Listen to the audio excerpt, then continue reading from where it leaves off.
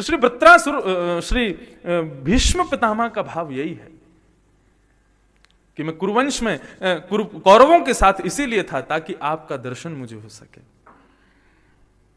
भगवान समस्त पांडवों के साथ पधारे। ठाकुर जी को देख करके भीष्म पितामह अति प्रसन्न हो गए। भीष्म पितामह देख करके मन में भाव रखने लगे कि इनको देखते देखते अब थोड़ी स्तुति गा करके अपने प्राण परित्याग कर दूं।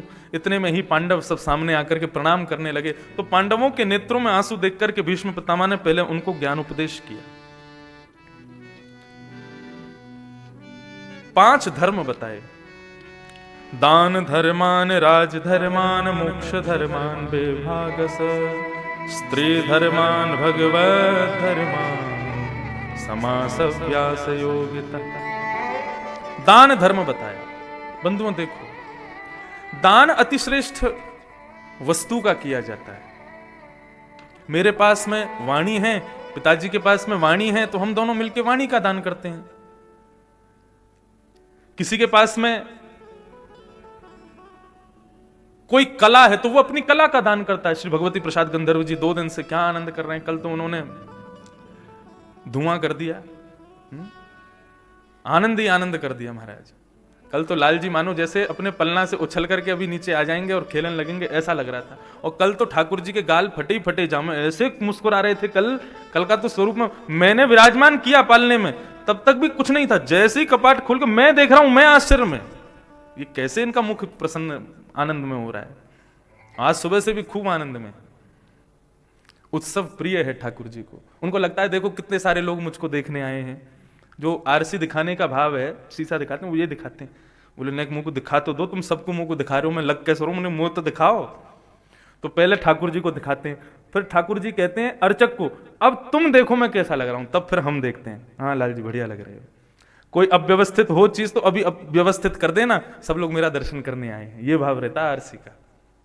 कल वो पद एक गा रहे थे, मुझे उसकी पंक्ति याद नहीं, उन्होंने मुझको बुला के कहा पुनः आरसी दिखाओ ठाकुर जी को। मैंने क्यों? तो फिर उन्होंने पद में भाव गाया, अपनो प्रतिबिंब देख देख लालन है मुस्कात। अपनो प्रतिबिंब देख देख लालन है मुस्कात। प्रतिबिंब कौन है? लोग कहते हैं किशोरी जी से ब्याह क्यों नहीं किया ठाकुर जी ने? ठाकुर जी का प्रतिबिंब ही किशोरी जी है। आप श्री जी बाबा का श्रृंगार करेंगे तो श्रृंगार में ठाकुर जी को नथ बेसर यहां धराई जाती है, लेकिन परसों का श्रृंगार का दर्शन करोगे तो किशोरी जी को नथ यहां धराई जाती है। आप जैसे ही आरसी में नथ यहां रख करके ठाकुर जी को आरसी दिखाओगे तो नथ अपने आप उल्टी हो जाती है, मतलब वो किशोरी जी हैं। वो टिपारा अपने आप यहां आ जाता है और चंद्रिका अपने आप यहां। तो प्रतिबिंब का जो स्वरूप है वो साक्षात किशोरी हैं। तो ठाकुर जी प्रतिबिंब के भाव से किशोरी जी को देखते हैं। किशोरी जी अपना मुख ठाकुर जी को दिखाती हैं, ठाकुर जी अपना मुख किशोरी जी को। बड़े भाव हैं श्रृंगार पद्धति के, सेवा पद्धति के। दान धर्मान, तो अपनी विशेष वस्तु का दान ही श्रेष्ठ दान है। अपनी किसी योग्य वस्तु का दान करो, लेकिन पात्र को करो, कुपात्र को मत करो। मैं अपनी कथा में ये बात बताया करता हूं। कालिदास बहुत बड़े कवि हुए, लेकिन उनका परम पद सहज नहीं था, उत्तम नहीं था। इसी कारण से, क्योंकि उनने अयोग पात्र को दान दिया। श्री कालिदास महाराज ने काली के भक्त थे, तो उन्होंने काली के स्वरूप पर एक ग्रंथ लिख दिया पूरा, और काली के प्रत्येक अंग का वर्णन किया। अब काली मां स्वरूप है, उनके कई प्रत्यंगों का वर्णन उचित नहीं था, लेकिन कालिदास ने किया, जिसकी वजह से पूरे समाज ने उनकी अवहेलना की। और कालिदास के शिष्य राजा थे, उस नगर के राजा ने समाज को देखते हुए, अपने राज शासन का पालन करते हुए कालिदास को देश से निकाल दिया। कालिदास दूसरे देश में जाके रहने लगे, दूसरे नगर में जाके रहने लगे।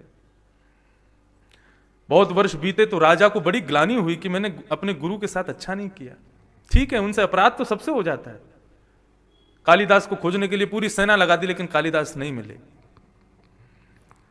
तब राजा ने मन में विचार किया कि कालिदास को विद्वत्ता से ही प्राप्त किया जा सकता है, उनको पुनः प्राप्त विद्वत भाव से ही किया जा सकता है। तब उन्होंने एक श्लोक, उसका पद आधा ही लिखा, पूरा पद नहीं लिखा। कमले कमलोत्पत्ति श्रूयते न तु दृश्यते, केवल इतना लिखा और नीचे लिख दिया जो भी इस श्लोक को पूर्ण करेगा राजा उसको उपहार देंगे। श्लोक का भाव क्या है? कमल से कमल उत्पन्न होता है, यह केवल सुना गया है, देखा नहीं गया। कमले कमलोत्पत्ति श्रूयते न तु दृश्यते। और इस श्लोक को आधा लिख करके नीचे राजा ने लिख दिया इतनी मोहरें सोने की मिलेंगी जो इसको पूरा करेगा। पूरे नगर में छप्पा दिए, अगल बगल के नगरों में, देशों में भी छप्पा दिए। एक वैश्या ने जब उस श्लोक को देखा तो वे जानती थी कि यह कालिदास की खोज में लिखा गया है और कालिदास मेरे नगर में रहते हैं। श्लोक ले जाकर के अपने मुख्य घर के बाहर दरवाजे पर लिख दिया और नीचे की पंक्ति खाली छोड़ दी। कालिदास विचरण करते हुए जा रहे थे, तभी उन्होंने वो श्लोक देखा। श्लोक देख करके मुस्कुराने लगे, वाह भाव तो बहुत अच्छा है, अब इसको उत्तर दिया जाए। कमल से कमल उत्पन्न होता है, ये सुना गया, देखा नहीं गया, अभी दिखाते हैं। तुरंत उन्होंने कलम ली और उसके नीचे लिख दिया बाले त्वम मुखाम भोज बाले त्वम मुखाम भोज नेत्रविंदी बरद्वयम। वाले त्वम मुखाम भोज नेत्रविंदित बरद्वयम। भाव क्या लिखा? कमल से कमल उत्पन्न होता है, ये केवल सुना गया है, देखा नहीं गया। लेकिन श्री कालिदास जी महाराज कहते हैं हमारे गिरधर लाल जी का मुख कमल और उस पर 2 नेत्र कमल हो गए, कमल से कमल उत्पन्न। कमल से कमल उत्पन्न होता है, देखा नहीं। देख लो हमारे लाल जी को, देखो उनका मुख कमल है और उस पर 2 कमल नेत्र हैं। अखियां हरि दर्शन की प्यासी। क्यों प्यासी? क्या देखना चाहती? बोले देखो चात कमल नयन को, निस्दिन रहत उदासी। अखियां हरि दर्शन की प्यासी। श्री सूरदास जी गाते हैं केसर तिलक मोतिन की माला। ये पद भी मुझे अति प्रिय, मैं लगभग हर कथा में गाता हूं इसको। श्री सूरदास जी महाराज के पास में हम कितने सकते हैं, लेकिन सूरदास जी को वो सौभाग्य नहीं मिला। लेकिन निश्चित ही गिरधर लाल जी उनके हृदय में प्रकट रहते थे और निरंतर उनको वही स्वरूप। अरे हम तो गिरधर लाल जी के कपाट बंद करके बाकियों को भी देखते हैं, लेकिन सूरदास जी के कपाट बंद ही रहते हैं, वो निरंतर ठाकुर जी को ही देखते रहते हैं। बाले तुम मुखाम भोज कथ इंद्रि वरद्वयम। ठाकुर जी का मुख कमल है और उस पर 2 कमल नेत्र हैं, तो हो गई कमल से कमल की उत्पत्ति। कालिदास ने ये श्लोक लिख दिया पूरा। किसी ने जाकर के वैश्या को बताया, बोले तुम्हारा श्लोक पूर्ण हो गया, जल्दी लेकर के राजा के पास जाओ, उपहार लेकर के आओ।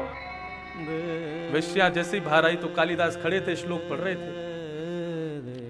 अब उसको लगा कि ये श्लोक पूर्ण तो कालिदास ने किया, कहीं ऐसा ना हो कि मेरा उपहार मुझे ना मिले। तो कालिदास को अपने कक्ष में, अपने भवन में बुलाया, बोले 2 मिनट आप अपने चरण मेरे घर में पधरा दीजिए। कालिदास जैसे ही घर में प्रवेश किए, दरवाजा लगा करके वैश्या ने समय पाकर के कालिदास को वध कर दिया और उनके शव को एक नदी में फेंक दिया। और तुरंत वो श्लोक ले जाकर के राजा के सामने प्रस्तुत कर दिया। राजा ने जैसे ही देखा, कमले कमलोत्पत्ति श्रूयते न तु दृश्यते बाले तुम मुखाम भोज कथप इंद्रि वरद्वयम। बाले, और ये श्लोक लाई कौन है? एक सुकुमारी कन्या ही है। बोले बाले संबोधन तो किसी बड़े ने किया है, ये इसने नहीं लिखा है। बंधी बना लिया और हट पूर्वक पूछा किसने लिखा है, बताओ। तब उसने बताया कि हमारे नगर में कालिदास रहते हैं, उन्होंने लिखा है। राजा तो आनंदित हो गया, प्रसन्न हो गया, बार बार प्रणाम करने लगा। बोले कि कहां है मेरे गुरुदेव, कालिदास कहां है, मुझे बताइए ना। तब पता चला कि उस वैश्या ने उनको बहुत रुदन किया राजा ने। तब राजा ने अपने एक संत के पास में जाकर के पूछा कि इतने बड़े कवि, इतने बड़े भक्त, इतने विद्वान, जीवन में सब कुछ था उनके, फिर भी अंत इतना असहनीय क्यों हुआ कालिदास का। तब उन संत ने बताया जो मैं आपको बता रहा था कि उन्होंने एक सद्ज्ञान की बात एक अयोग्य पात्र को प्रदान कर दी। वो वैश्या अधिकारी नहीं थी उस ज्ञान की जो ज्ञान उसको मिला था। इसलिए दान सदैव अधिकारी को देना चाहिए, जो योग्य है, जो पात्र है, उसको देना चाहिए। कुपात्र दानाच्च भवे दरिद्रम दरिद्र भावे न करोति पापम पाप प्रभावा नरकम प्रयाते पुनर्दरिद्री पुनरेव पापी। मेरे द्वारा दिया गया दान किसी ऐसे व्यक्ति को मिलना चाहिए जो उसका दुरुपयोग ना करे, क्योंकि दुरुपयोग करने के बाद उसका जो फल होगा वो आपको भोगना पड़ेगा। दान का एक नियम है कि जिसको किया यदि वो उसका सदुपयोग करेगा तो उसका पुण्य भी आपको मिलेगा, और दुरुपयोग करेगा उसका पुण्य भी आपको मिलेगा। इसलिए बहुत समझ करके भीष्म पितामह ने सबसे पहला यही समझाया पांडवों को, दान धर्म क्या है। राजधर्म बताया, राजपात कैसे चलाया जाता है आदि सब। भ्रातापि भ्रातरम हन्यात येन घोर तरस्तता युधिष्ठिर रोमत। भाई भाई लड़ते रहते हैं गद्दी पर बैठने के लिए, यही राजधर्म है, यही धर्म है राजाओं का। इसमें कोई अधर्म की बात नहीं है। तुम चिंता मत करो, कुरुवंश को मारने के बाद तुम रुदन कर रहे हो मैंने क्यों मार दिया, अरे यही धर्म है राजाओं का। दान धर्मान राज धर्मान मोक्ष धर्म बताया। मोक्ष किसे कहते हैं? मुक्त होना ही मोक्ष है। केवल प्राणों की मुक्ति ही मोक्ष नहीं है। आपके अंदर जो व्यसन प्रवेश कर गए हैं, इसी जन्म में जीते जी उन व्यसनों को यदि आपने उनसे मुक्त हो गए तो समझ लिए वास्तविक मुक्ति है आपकी। भगवान से मुक्ति की याचना करते हैं लेकिन स्वयं व्यसनों से मुक्त नहीं हुए हैं, स्वयं बंधनों से मुक्त नहीं हुए हैं, स्वयं आसक्तियों से मुक्त नहीं हुए और मोक्ष की कामना करते हैं। मैंने पहले दिन भी कहा था, अपनी पूरी लिस्ट बनाओ मेरे अंदर कितनी कमियां हैं। और नहीं तो एक काम करो, यदि दंपति हैं तो पति की लिस्ट पत्नी बनावे, पत्नी की लिस्ट पति बनावे, इनके अंदर कितने दुर्गुण हैं। भाई भाई हैं तो एक दूसरे की लिस्ट बनाओ, बहन बहन एक दूसरे की लिस्ट बनाओ, लेकिन शर्त यह है कि लिस्ट पढ़ने के बाद एक दूसरे के बाल मत खींचना। तेने ये कैसे लिख दो, ये कोई दुर्गुण है मेरे अंदर? क्योंकि कई बार ऐसे दुर्गुण होते हैं, वो आप जानते तो हो आपके अंदर है, लेकिन स्वीकार कभी नहीं करते। ठाकुर जी के सामने तो कहेंगे मौसम कौन कुटिल खलकामी, जो तन दियो ताही बिसरायो ऐसो नमक हरामी। ठाकुर जी के सामने तो कहेंगे मौसम कौन कुटिल खलकामी, और बाहर कोई कहते तुम बहुत कामी हो, फिर क्या करेंगे हम? छोड़ेंगे नहीं उसको। कोई कहते तुम बहुत क्रोधी हो तो नहीं छोड़ेंगे। तो स्वीकार नहीं करते हम अपने दोषों को। इसलिए अपने दोषों की लिस्ट स्वयं बना लो तो अच्छा है, नहीं तो किसी से बनवाओ। कई बार ऐसे दोष होते हैं वो आपको लगता है कि दोष नहीं है, लेकिन दूसरे को लगता है कि वो दोष है, तो वो भी आपके सामने प्रस्तुत हो जाएगा।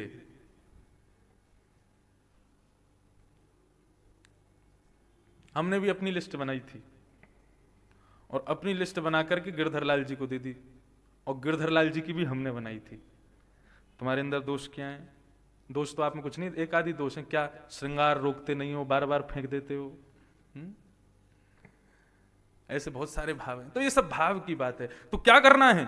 मोक्ष क्या है? मोक्ष धर्म यही है कि जीते जी अपने जीवन में जितने भी दोष और व्यसन हैं उनसे यदि आप मुक्त हो गए, और आप अपनी अंतिम यात्रा से पहले बिल्कुल ये बात दृढ़ निश्चित कर लें कि अब मेरे अंदर कोई दोष नहीं है, तो मुक्ति निश्चित मिल जाएगी। दोष भी कारण है मुक्ति में बंधन के। मोक्ष धर्म बताया, स्त्री धर्म बताया। स्त्रियों का धर्म क्या है?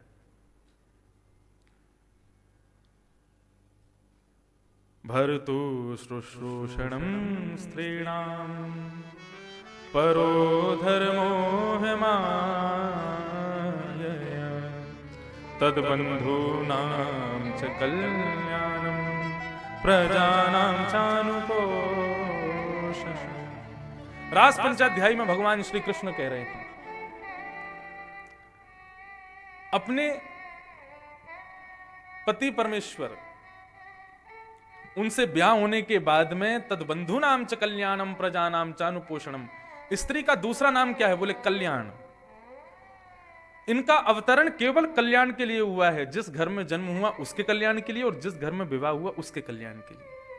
केवल एक घर को कल्याण करने के लिए पुत्री का जन्म नहीं होता, दोनों घरों का कल्याण करे। अपने पिता के पक्ष का भी और अपने पति के पक्ष का भी। यही भगवान कह रहे हैं, उसका धर्म ही केवल यही है, अपने भाई बहन माता पिता उन सब का भी वही दर्जा रखे जो अपने सास ससुर ननद और जेठ का रखती है, और सबको संभाल करके रखे, तराजू में बिल्कुल भी ऊंचाई नीचाई ना हो, बराबर समानता रखे। केवल इतना मात्र कर ले, भजन पूजन नहीं भी करे तो भी उसका धर्म श्रेष्ठ हो जाएगा। केवल 2 परिवारों को संभाल ले, उसका जन्म ही कल्याण के लिए हुआ है। यही स्त्री धर्म है। और अंत में बताया भागवत धर्म। भगवत धर्म क्या है? हम जो कुछ भी करते हैं वो सब कुछ भगवान को अर्पित कर देना, यही भगवत धर्म है। देखो एक बात समझो, आप पैसे कमाते हो, क्या करते हो उसका? सब लोग पैसे कमाते हैं तो बैंक अकाउंट खोल करके उसमें जमा करते रहते हैं। क्यों? कहीं पैसा हाथ में होता है, जेब में होता है तो जानबूझ के जबरदस्ती खर्च ज्यादा होता है, लेकिन बैंक में उसको जमा कर देते हैं तो जरूरत पड़ने पर वहां से निकाल करके उसका सदुपयोग कर लिया जाता है। ठीक उसी प्रकार हम जो कोई भी सत्कर्म अपने जीवन में कमाते हैं वो तुरंत गिरधर लाल जी रूपी, उनके चरण रूपी बैंक में जमा करवाते रहो, सब ठाकुर जी को देते रहो।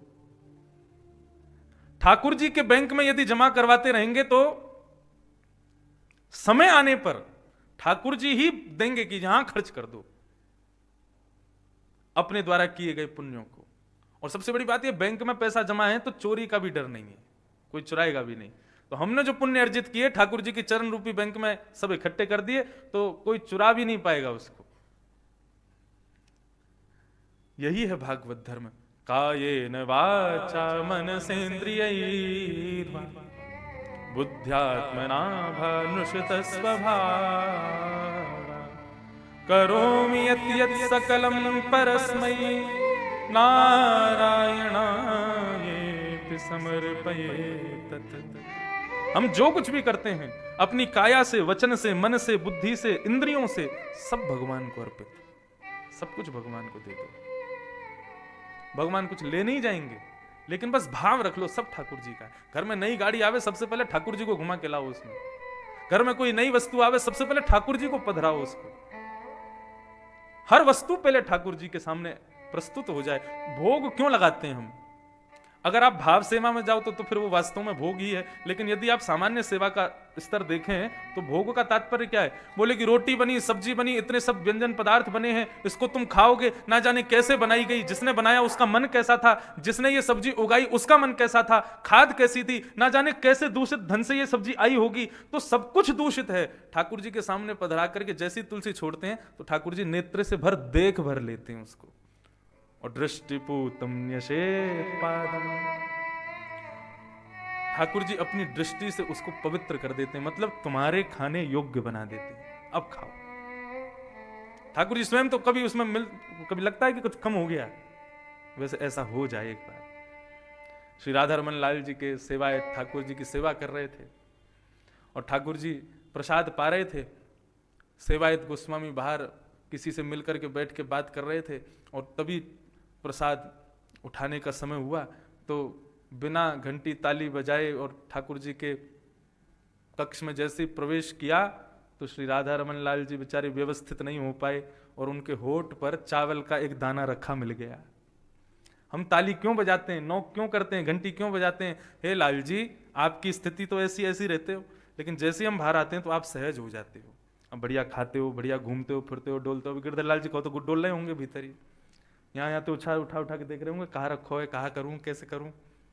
कभी ऐसे कहीं यहाँ तो सुनते भी होंगे बैठे बैठे, कहाँ बोल रहा हो मेरे बारे में।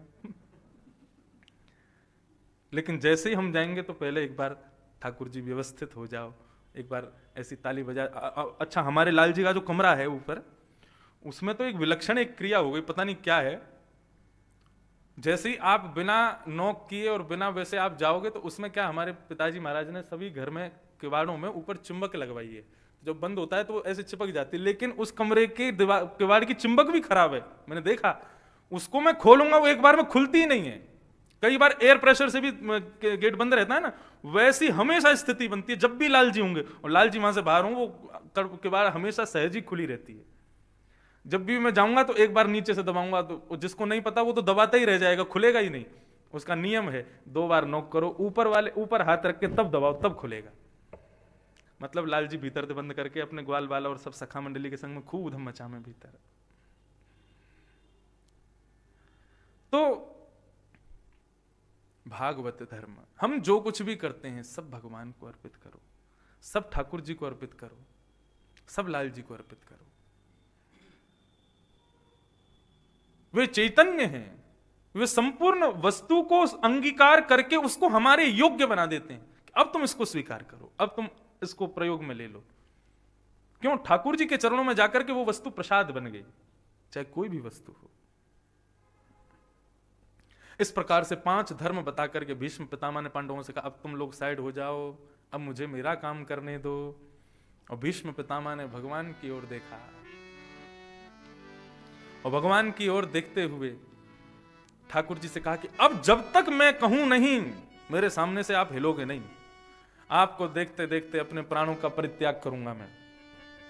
भगवान बोले तुमको इच्छा मृत्यु का वरदान है, और तुम चाहो तो 100 वर्ष तक मरोगे ही नहीं। बाणों की सैया पर भी पड़े रहने से कोई फर्क नहीं पड़ेगा तुम्हारी आयु पर। भगवान विष्णु पितामह बोले अब ऐसी बात है, अब तो तब तक देखता रहूंगा जब तक देखते देखते थक ना जाऊं। आपका दर्शन करता रहूंगा, मेरे सामने खड़े रहो। ठाकुर जी थोड़े से उदास हो गए, अर्जुन की ओर देखने लगे, कुछ करो भैया, हम कब तक खड़े रहेंगे।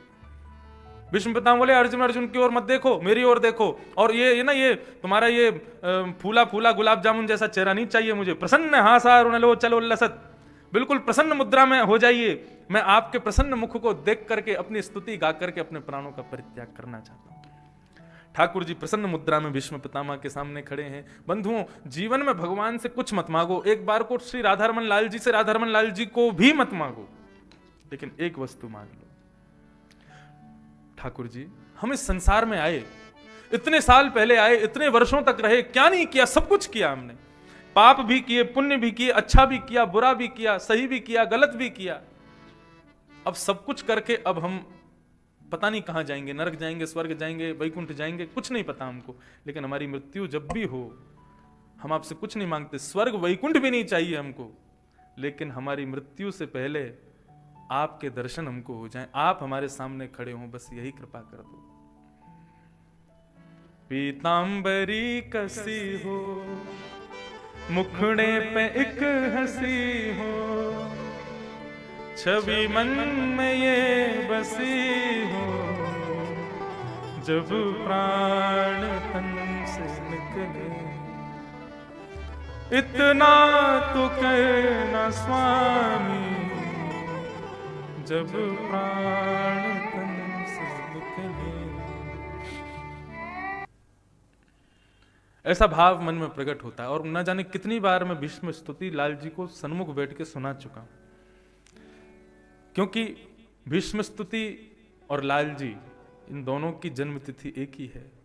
तो निश्चित ही हमारे ठाकुर जी जब भीष्म पितामह के सन्मुख विराज रहे होंगे वास्तव में द्वापर में, तो भीष्म पितामह के इस भाव को सुनकर के प्रसन्न हासा रुणलो चलोल्लसत मुखाम भुजो ध्यान पतस चतुर्भुज, इस भाव का जब वर्णन कर रहे थे भीष्म पितामह कि आप मेरे सामने दुखी नहीं, प्रसन्न हासा रुणलो चलोल्लसत, प्रसन्न मुद्रा में खड़े हो जाइए। और आपको एक और भाव बताऊं मैं, भीष्म पितामह के जब ठाकुर जी वहां पहुंचे तब चरणों के पास खड़े थे। अब बाणों की सैया पर कोई लेटा हो तो वो नीचे पैरों की ओर कैसे देखेगा? पूरे रोम रोम में बाण लगे हैं, तो भीष्म पितामह कोई ऐसे लेटे होंगे तो ऐसे होंगे तो कर नहीं रहे होंगे, कोई तकिया तो लगी नहीं थी उनके नीचे। कितना अद्भुत भाव!